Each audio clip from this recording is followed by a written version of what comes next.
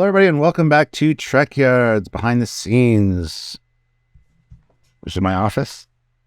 As you can see, there's lots of things here. It took a while to build this bookcase. We're doing a celebration right now of the love, work, effort, and design process and build process of what? And by who? The Enterprise D Bridge, done by Liz Glukowski. Hopefully I said that correctly. And Dave Blass and the team, everybody, all contributed, and it's friggin' great. Yeah, we've done a comparison, of course, with it from the show to the screen, or both shows, where the color grade is different because of modern city lighting. La la la. This is more about taking a look at pictures that have been shared by many people from many sides of the production. I've been sort of, every time I see one, I grab it, etc., to celebrate the build and kind of give you a new perspective. And of course, without that sheen of the 4K cinema lens, like what do phone pictures look like? And DSLRs, and like this is how it really looked, and kind of like, what does it feel like? So of course, here's the bridge with some people on it. Boy, to sit in those chairs, eh? Can you imagine the feeling? I can only imagine it, because I don't know if I ever get the opportunity. This is an interesting picture, though, because the door to the briefing room obviously has nothing there, which is interesting. It's still openable, and there's a little mat back there. And the one thing that really did stand out to me in this one was the far left Science 1 display is a different color entirely. It looks like a totally different monitor. I don't know why that is. I assume that TV setting is just lower, like the brightness level, because the other ones are not exposed probably for this camera. Why would they be? And that one's just lower? That's a bit random. Maybe. It's an odd anomaly, But wow, this looks really great. Love the carpet. Looks really good. Yeah, it adds color, adds texture. There's no distracting reflections. I can see everything. Probably doesn't sound like an NBA basketball game when people are walking on it. Sometimes to walk on those, like I said, I've walked on these sets. Like there's a nice soft crunch of carpet. This is so nice and satisfying. But let's go back, Stuart. This is the bridge before it was the bridge. Sorry to break the magic, but do you remember, Stuart, how in the olden days of every goddamn time, the 60s sets, they're just made of wood and paint. Cheap plywood sets. Like, guys, do you realize every single Trek set's made out of wood? Yeah, I hate that argument. And it's funny because when they upscaled TNG to high def, you can actually see in a lot of the scenes, you can see screws, you can see paint marks from the paintbrush. So yeah, I mean, that argument of, TOS looks so janky because it's all just made of wood and cardboard. I hate that. So all construction materials have not changed radically. There are 3D printed resin things, of course, but wood is cheap and movable, and that's the baseline. Wood's not cheap anymore. It's super expensive now. Well, but yeah. I guess cheaper compared to doing it out of any other material would be, I guess, the logic, because you can definitely buy it in bulk. But the next shot, though, I mean, look, there's the horseshoe being built. And yeah, I just love the most rustic workshop shots. There's no movie magic here. There is hard goddamn work. That's what this is, right? Yeah. And it's funny because as somebody like Dave Blass or somebody, I don't know if I'd want to see the entire process because it might kind of ruin it for me. I kind of want to just be wowed, but at the same time, you want to make sure they're doing things right. So I don't know how often they were on this scene here, like helping out or intervening, because things have to be perfect, right? Like that's the whole point of this. But yeah, as they've also said, it's museum replica quality, because you can make a replica, any piece that's close and it'll look close. But the point of this was to make it indistinguishable as much as possible. And I look forward to interviewing the team and say what isn't perfect, because they'll always remember the 1 inch off or the slightly different hue, all of which will not be noticeable in most situations. Even down to the wood grain on the horseshoe. They had somebody come in and actually paint the original wood grain. There's a nice before and after comparison picture of the original and the new one. It's like, wow, the detail and the thought that was put into it is amazing. Because look, this isn't a rich mahogany one-piece horseshoe. No, and I do remember them saying it's actually built up of lots of thin pieces they built up, which is a clever way of doing it, because how the hell do you make a curve? Well, you kind of cheat physics. Because fundamentally, once you build it, the paint finish, that's what's going to give it the oomph. That's how you paint metal. If you've ever seen Stargate Universe, I mean, those sets are wonderfully grungy and disgustingly metal. No, they're wood painted. They did a phenomenal job, and it does the entire look, all the work for them, right? This is interesting. So I've always wondered about the horseshoe, and to see the underside where it's held together by 2x4s, just to get the curve right. And then they add the other pieces to it. It just becomes structurally like sound. And this, of course, will be a more advanced version in theory, because while they haven't got the TV, they haven't got the dedicated budget of the 80s. This is the hero set. We've got all of our manpower building it. They've also got 30 years of enhanced ways of doing things and knowledge. New technology for the panels and everything like that. So Actually, it's the most advanced that's ever been done, but it might be the quickest that's ever been done. Next shot though, taking shape, and this is where I'd agree with you more. Like stepping in this would be just confusing because, like I said, it's just a giant wooden set. I mean, you can even see where they've like plastered to then sand the corners. Right? It's just raw. It's so raw. Right? It would be cool to see though, and just the smell of the wood and all the material. And I actually wondered that when I first watched it. I'm like, I wonder how that smells. All the new paint, all the new carpets. It's like a new smell. Well, it might be some guy that walked around with Febreze beforehand, and then someone was saying, "Oh, a lilac." Walks away. Where's Worf? Thank you. He smells very good. Thank you. I'm glad you got that. I wasn't sure who said it, so I'm glad you remembered. And what I like about this is that it reminds me of a paintball course where they kind of like barely make it just so there's the structure. But this is movie magic, right? Are the ramps solid? I would doubt it. Because they would be strong enough to have film crew, and you'd think there need to be some at least structure underneath it. Oh, there's structure underneath it for sure, but they wouldn't be solid. I don't think they'd just be too heavy and too. Yeah. But you wouldn't want the creek though. Well, that's. Which we've seen we've seen on the TOS sets, there's a creek. It's a starship, not a sailing ship. No creeks, please. Yeah. I kind of wish we'd seen like the fundamental base of that stuff. The next shot, though, even more being built. I love the Picard chair. Picard. Oh, I know. It's almost the Enterprise F captain's chair, isn't it? I think it is. Hey, shouldn't that say Shelby? Yeah. Actually, the one thing that bothered me a little bit was the stands for the chairs. How they didn't seem incorporated. And if you watch TNG, I think in the first season, they're actually steel beams that are mounted to the back, so they kind of hover. And then later they change it, but they're not. They're more integrated into the floor. So I don't know why they didn't do that necessarily for this one. I mean, it depends. Oh, absolutely, yeah. I have seen versions of this, as Lisa said, they're just steel with carpet on. I mean, it's that easy. Well, easy to move and stores. So I mean, for camera angles, you just move it to the side and you get in place, right? This doesn't take any of the magic away from me. It actually is quite interesting to see, and I haven't seen all these yet. Well, this feels more like a ship under construction, like a ship, because there's enough elements here. You got to wonder though, especially when you have this much fabric-y material and light colors, all the dust in the air. I mean, how are they keeping the light greys of the walls? Because clearly the walls are finished, right? Like, that's painted. How are they keeping that clean enough for final? How do you clean that after the fact? You don't repaint on top, do you, surely?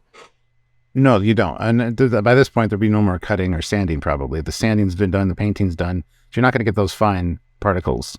So that's just the explanation for that. And the one chair is covered by plastic, the one they're not actually assembling, so... Yeah. But the next shot though is the assembly process. I know that I'm pulling from other things I've read, but I'd love to talk to the team and obviously go into more detail. They did, there are replicas out there. There are the ones from the exhibition. They did get access to replicas, and then I don't know if these were the exact same ones. I think they decided to make some original, some replica, reuse, repolster. Because the fact is, if they could save 5,000 building a chair, there's 5,000 they could spend on all the carpet, etc. But it's got to be right, doesn't it? Yeah. And it's interesting to see how the chairs are made. They're just, again, wood shaped and then, fabric stapled to it, padding put in. Like a lot of times you think of a chair, you think of just going to the store and buying a chair or finding the chair you need.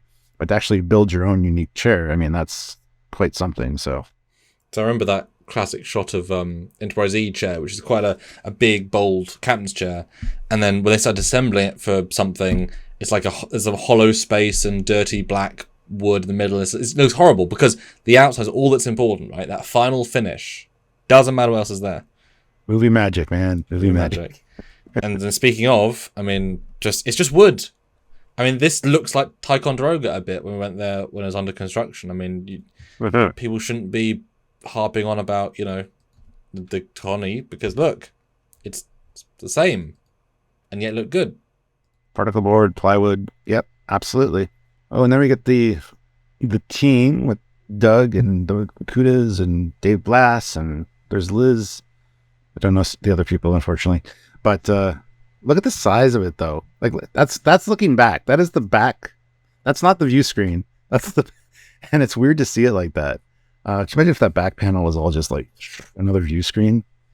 Yeah, you could almost do a reversed set and have that be the view screen, more like the Titan. Mm-hmm. Have the camera on bottom level and consoles on the top level. You can always do imagine redressing the Enterprise D bridge set, but just shifting everything out. It'd be kind of. Yeah, I mean, you never think of that middle bit with this level of space, because of course it has the horseshoe, has all the chairs. It's a lot of space. And they aren't exactly crammed together. They've got space for plenty. But once you get the chairs in there, it looks a lot smaller than that. Yeah. So, yeah. And of course you got it being much closer. I love the fact that the carpet goes past the door, because it's just wood on a floor. The floor is not, it doesn't end at the superstructure. So yeah, I mean, if it's cheaper, just put the carpet down and just a flat thing. That's fine. I love how they got the sandbags for the chairs, which you see sometimes during filming. You see wedges, wooden wedges under those. You see sandbags. You see a bunch of stuff. But it's kind of neat to see that. And there actually, you can see the wood grain that's been painted on, and that's almost an exact match for the original. Because people will notice this stuff. Looks like wood. I mean, yeah, looks like wood. Yeah. And did you hear about the cup holders? I did.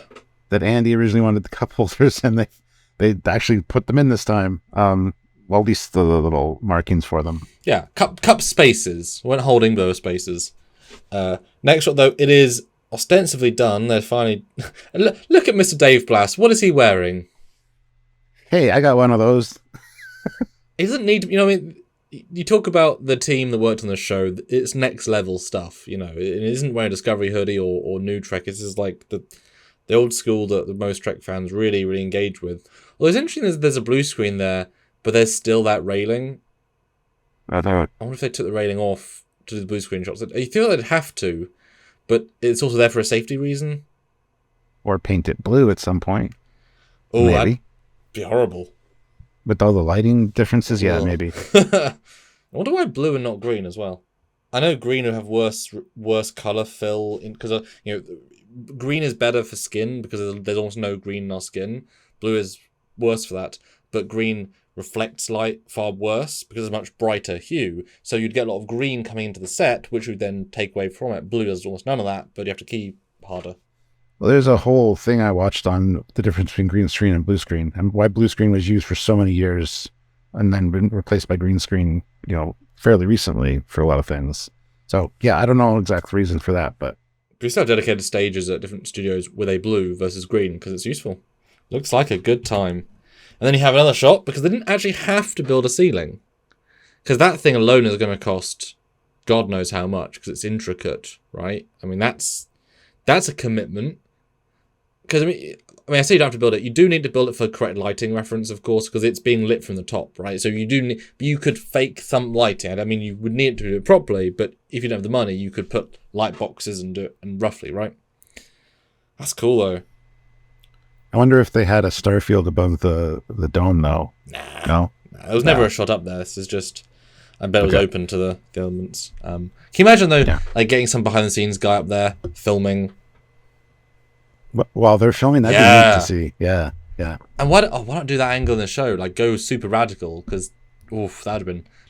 Well, they could have just panned from the bridge out, see the ship, and then pull back and see the huge Borg cube. No, I'd do that as well, but I just mean just shoot from the top.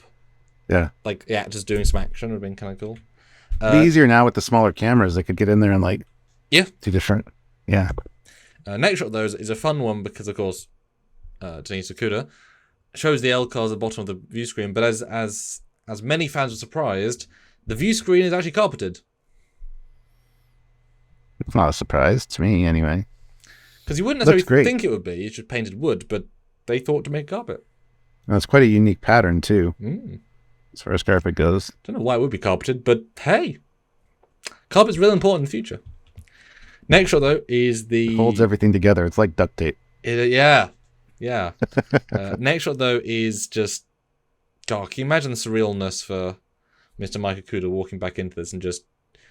Oof. And those, I think, are all touchscreens. Like, my monitor here, my 27-inch monitor, 4K monitor is a touchscreen, the whole thing. I never use it because I get fingerprints everywhere, but they have that technology now that they didn't back in the day. And why not use it? Yeah. I've not heard if they aren't or aren't. I know they specifically managed to get... Because these are designed for 4x3 monitors that go inside boxes inside the monitors, right? And they were worried that they couldn't... Because most screens are designed for widescreen, because that's what 95% of people watch media in. And they were able to find like much more square widescreen and only crop a little bit. So that was the... Because it's hard to get 4:3 monitors that are obviously this big as well. This has to be this size, right? The criterion to fit in this space is radical. I don't know if they're touchscreen or not, but I know they said that it was a fun challenge because versus in the olden days you had everything in post. They had a time the actors seeing with them like turning it on in behind the scenes, and so they have to do takes again, just like, oh, you missed the mark because you're pressing a button, it's activating a thing that they're doing watching the set. Well, I really appreciated the startup sequence.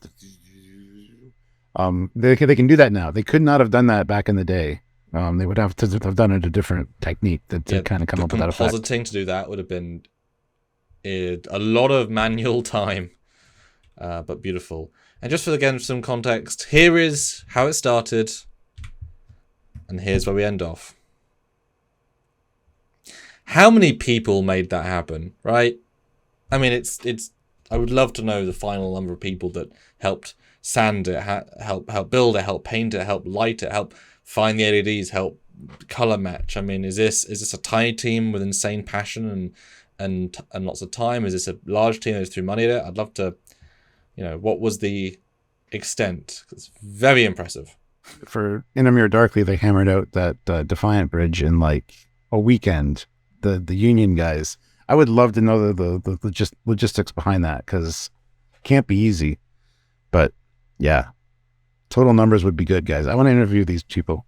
A lot of times you see replicas or whatever, and it's you can tell it's just wrong.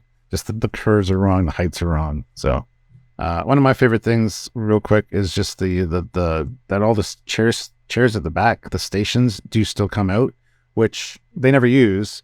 And those actually went through a design process from the season 1 onward, because at one point they had like rails in the floor where they slid out and they were visible, and then they got rid of that. But that's a nice touch. I like that. Entirely unused, but entirely there. And most people don't even know they exist. But yeah, I forgot to say also, Turbo Lift, goddamn nice. It's so minimally used, but very glad it was there. And then the actual last shot, Stu, was the team, there, and they weren't told, and walked on. I was like, holy hell, this is our baby. Crazy. That'd be fantastic, man. It's like it would have been nice to see what Matt Jeffries would have said if Walk Onto Intro Darkly set. It would be the same. Oh, yeah. Same thing. Yeah. Crazy. Well, those are our thoughts, guys. What are your thoughts? Comment down below about this process. Anything you know, any facts, anything like that, put them down there. We want to read them and communicate with all the other Trekyardians. Speaking of, make sure you're subscribed. Click the notification bell icon so you don't miss our content, live and edited. And please join us for anything that we do, because we love you guys and we want to make a lot more content. And if you want to support what we do here, super chatting and as lives is a great way. It allows for direct communication and direct support, and we need both. Both feed us and our ambition in a good way. Okay. Or monthly via Patreon, Trekyards, it's the slash, forgot the slash, Patreon/Trekyards, or join the channel, find the join button on the YouTube channel called Trekyards.